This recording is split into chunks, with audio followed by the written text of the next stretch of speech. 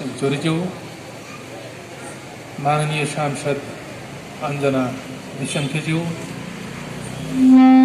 राष्ट्रीय युवा परिषद का उपाध्यक्ष माधव ढुङ्गेलज्यू, हाम्रा जनकलाकारहरू वीर प्रसाद पंसारी, विजय मालाकार, बद्री पंगेनी, होम गैरे, यसै नगरका हाम्रा साथी विकास महर्जन, युवा विद्यार्थी साथीहरू, सञ्चारकर्मी मित्रहरू, यो सभामा उपस्थित हुनुभएका आदरणीय महानुभावहरू, सुरक्षाकर्मी साथीहरू, यहाँहरू सबैलाई हार्दिक अभिवादन व्यक्त गर्दछु। आयोजक साथीहरूले जानकारी गराउनु भए अनुसार आज हामी यो पश्चिम रुकुमको चौरजहारी नगरपालिका वडा नम्बर 8 सोतीमा नवराज विक समेतका 6 जना होनहार युवाहरू जसले गत ज्येष्ठ 10 गते आफ्नो जीवन गुमाउनु पर्यो। नवराज विकले अन्तर्जातीय प्रेमलाई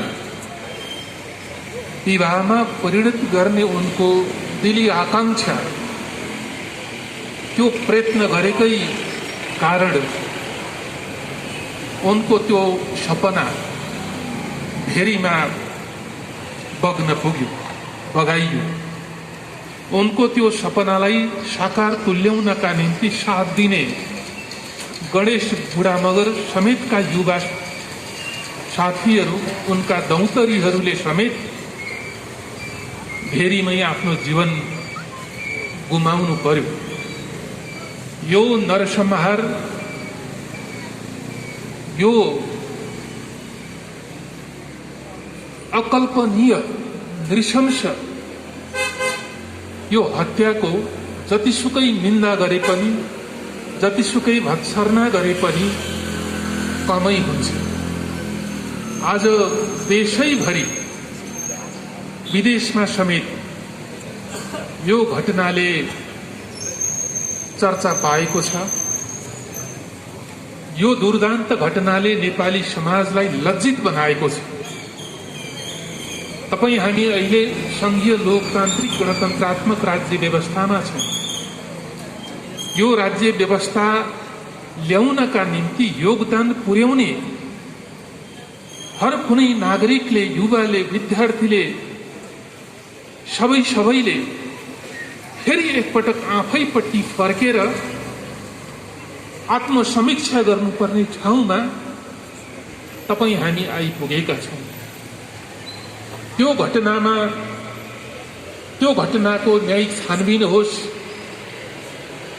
अपराधीहरू दण्डित हुन्,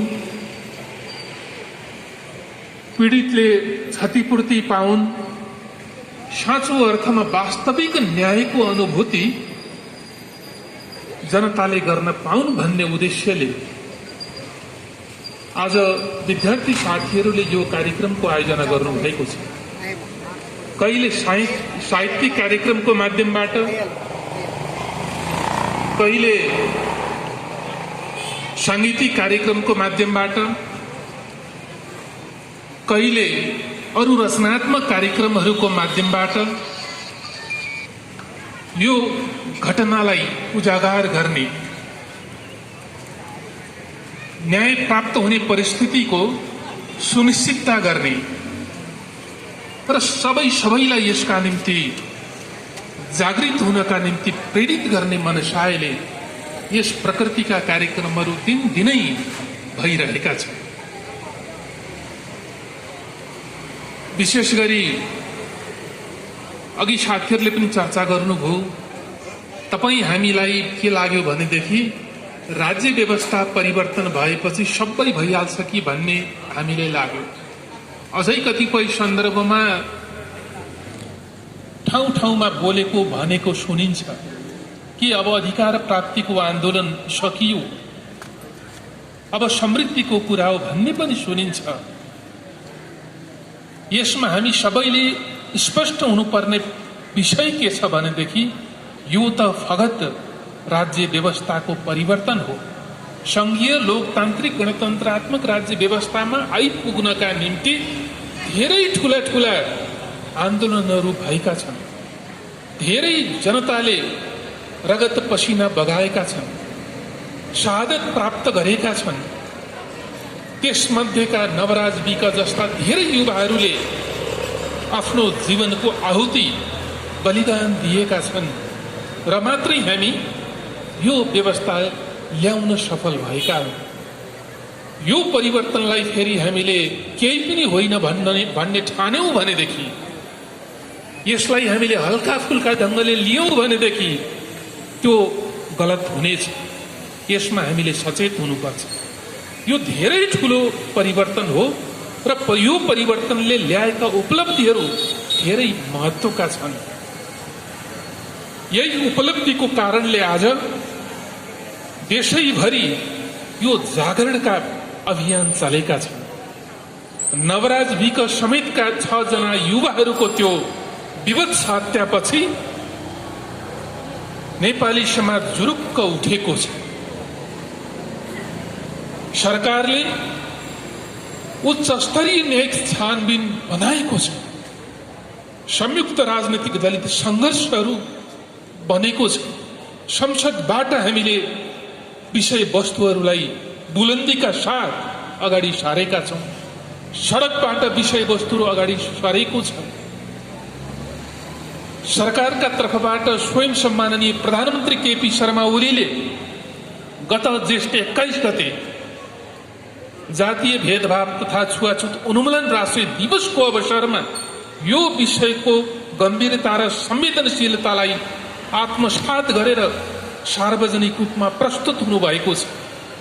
नेकपाका अर्का अध्यक्ष कमरेड प्रचण्डले प्रस्तुत हुनुभएको छ। अरू वरिष्ठ नेताहरूले, प्रमुख प्रतिपक्ष दलका नेता, अरू दलका नेता, अरू संघ संस्थाहरू, नागरिक समाज, सञ्चारकर्मीहरू सबैले यो विषयमा बोल्नु भएको छ। यो छानबिनले क्रमशः अगाडि बढ्दैछ र परिणाम पनि दिँदैछ। बेला बेलामा सडकबाट, सदनबाट गरिएका यी खबरदारीहरूले यो छानबिनलाई तलबितल हुन नदिइकन सही निष्कर्षमा पुग्नका निम्ति मद्दत मिल्नेछ भन्ने मलाई लाग्दछ। यसले विभिन्न रचनात्मक क्रियाकलापको माध्यमबाट यसलाई निरन्तरता दिनुपर्छ, यसलाई जारी राख्नुपर्छ।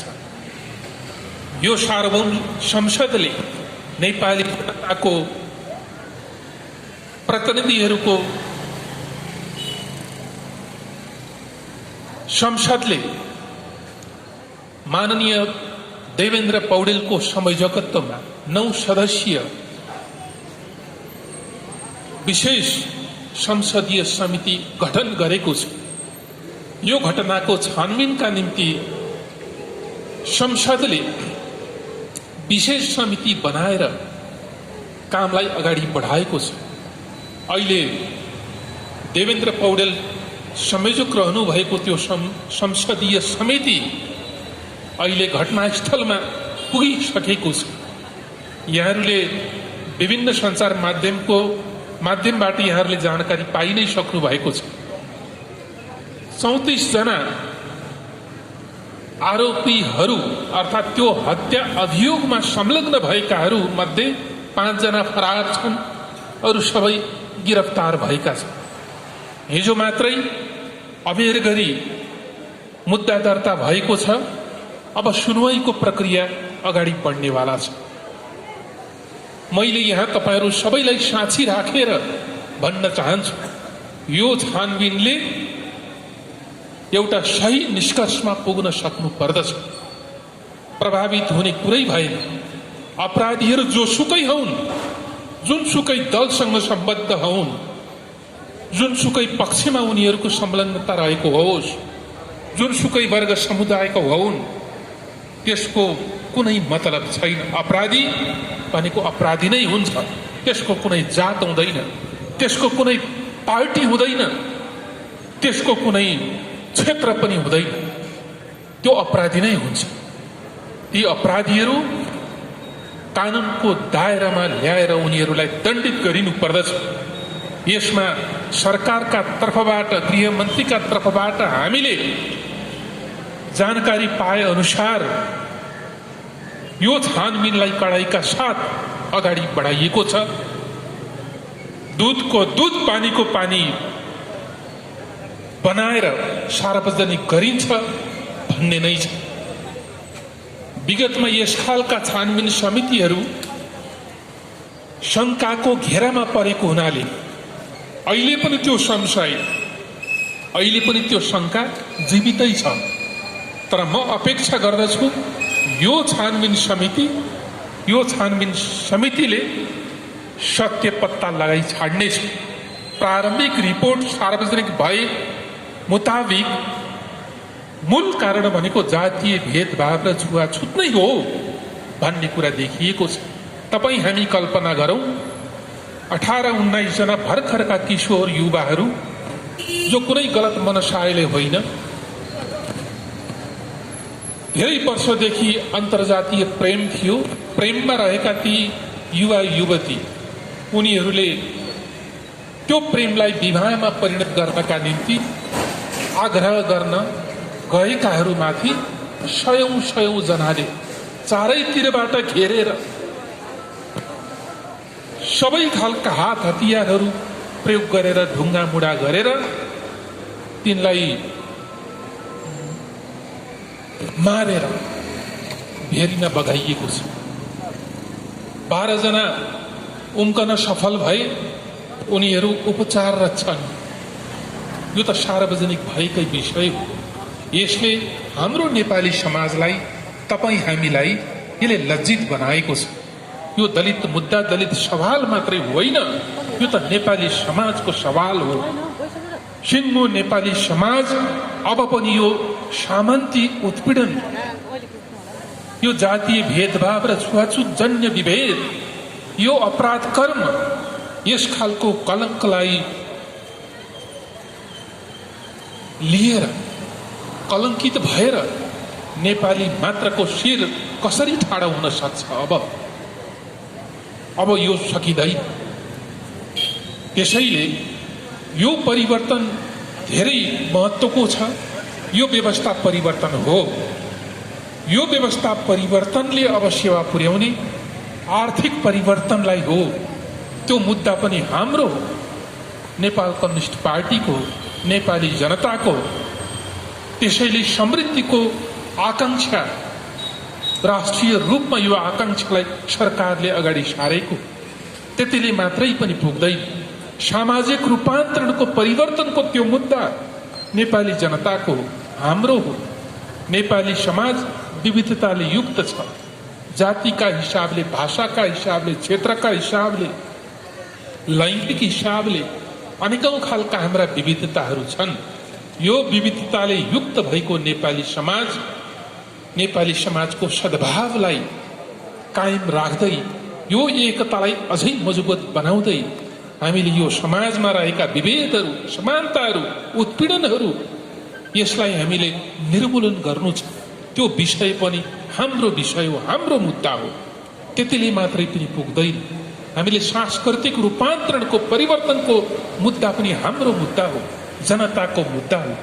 सांस्कृतिक रूपान्तरण भनिसके पछाडि यी हाम्रा मान्यताहरू, हाम्रा आस्थाहरू, हाम्रा विश्वासहरू जो जडबद्ध छन्, जो परम्परावादी छन्, जो अहिलेको समाजका निम्ति अनुपयुक्त छन्, सुहाउँदिला छैनन्, यसलाई समेत हामीले रूपान्तरित गरेर अगाडि बढ्ने यो मुद्दा पनि हाम्रो हो।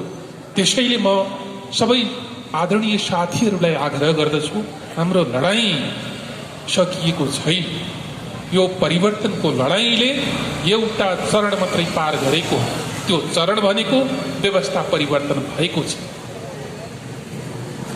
अब हाम्रो सँगसँगै यो व्यवस्था परिवर्तनको लडाईँ सँगसँगै यो राज्य व्यवस्थाले पोषित गर्ने, सहयोग पुर्याउने, सेवा गर्ने, टेवा दिने भनेको आर्थिक रूपान्तरणको हाम्रो आन्दोलनलाई हो, सामाजिक रूपान्तरणको हाम्रो आन्दोलनलाई हो, सांस्कृतिक रूपान्तरणको हाम्रो आन्दोलनलाई हो।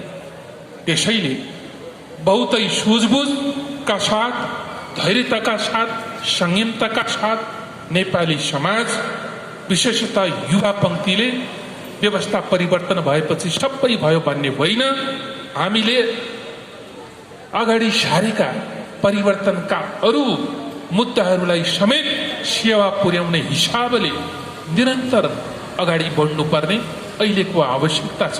जसरी हाम्रा कलाकारहरूले आफ्नो कलाको माध्यमबाट, आफ्नो गीतको माध्यमबाट, आफ्नो शब्दको माध्यमबाट, आफ्नो सङ्गीतको माध्यमबाट समाजलाई परिवर्तन गर्नका निम्ति योगदान पुर्याउँदै आउनु भएको छ।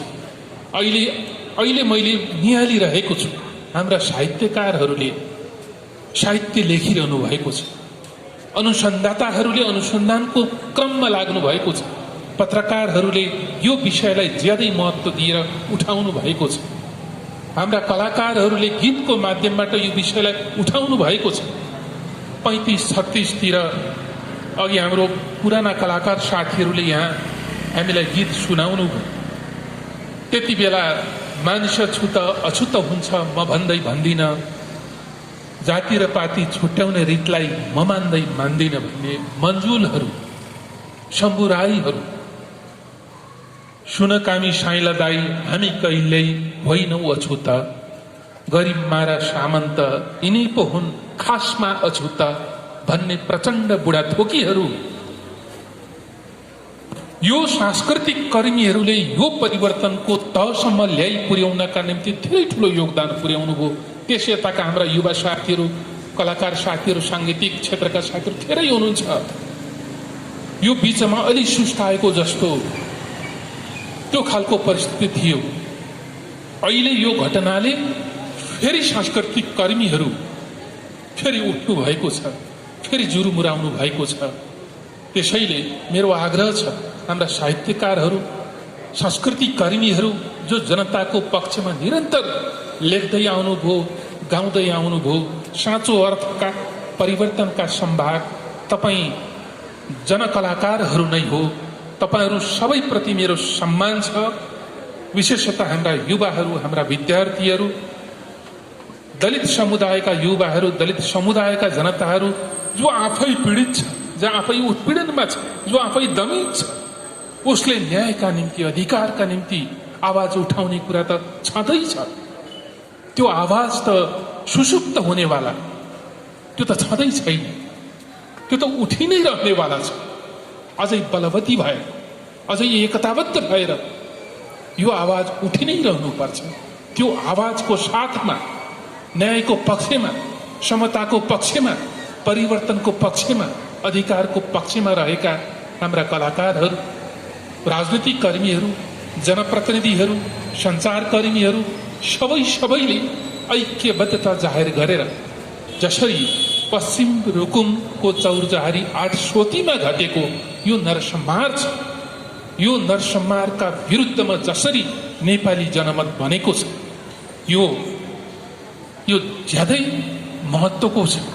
यसले अब यथास्थितिमा रहन चाहँदैन भन्ने कुरा देखिएको छ।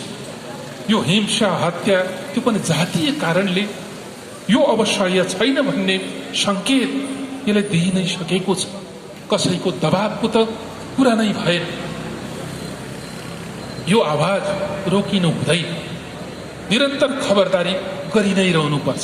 हामी संसदमा भएकाहरूले संसदबाट आवाज उठाउँछौँ, बाहिर भएका साथीहरूले बाहिरबाटै रचनात्मक ढङ्गले आवाज उठाइरहनुहोस्, लेख्नेले लेखिरहनुहोस्, गाउनेले गाइरहनुहोस्, अरू रचनात्मक गतिविधिमा रहनेहरूले त्यही ठाउँबाट योगदान पुर्याइरहनुहोस् र हामी सबैले नेपाली समाजबाट यस खालको जघन्य अपराध अब कहिल्यै नहोस् भन्नका निम्ति हामीले हाम्रो ठाउँबाट पहलकदमी लिनै पर्नेछ। यसमा राज्यलाई जिम्मेवार बनाउने कुरा छँदैछ, समाजलाई हामीले यसका निम्ति सचेत बनाउनु पर्ने विषय छ, जनप्रतिनिधिहरूलाई यसका निम्ति जिम्मेवार बनाउनु पर्नेछ र हामी सबैले जिम्मेवारी बोध गरेर समता र सद्भावका निम्ति, न्यायका निम्ति हामी अगाडि बढ्नुपर्नेछ। त्यसैले यो नेपाली समाजलाई हामीले समतामूलक समाजमा रूपान्तरण गर्ने अभिष्ट लिएका छौँ, त्यो उद्देश्य बोकेका छौँ।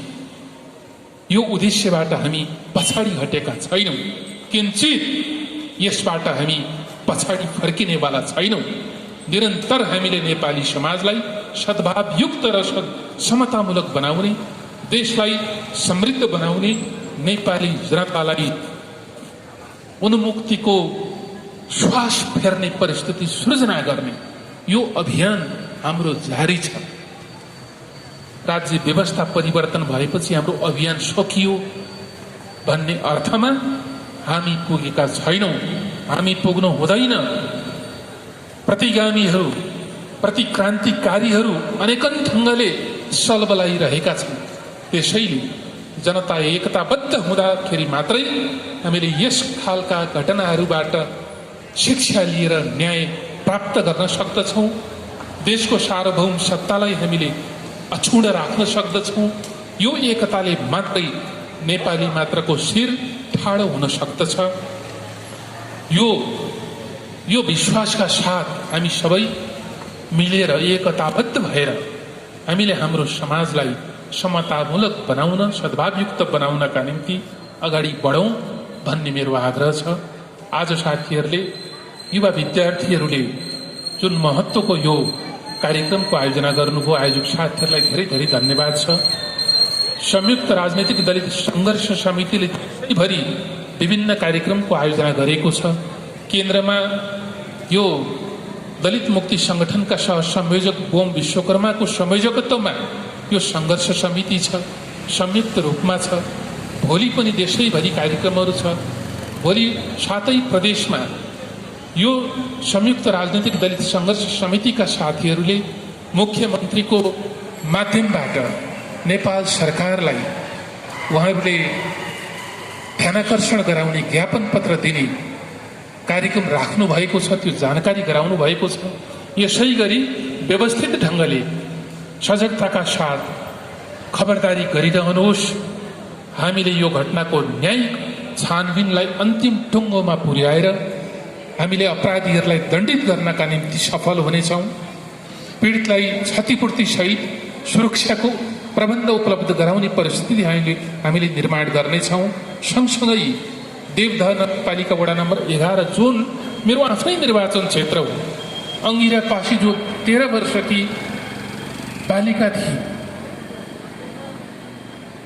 उनी समेत अन्तर्जातीय प्रेम, त्यो प्रेम विवाहमा परिणत हुन नसक्ने परिस्थितिमा उनीमाथि बलात्कार गरेर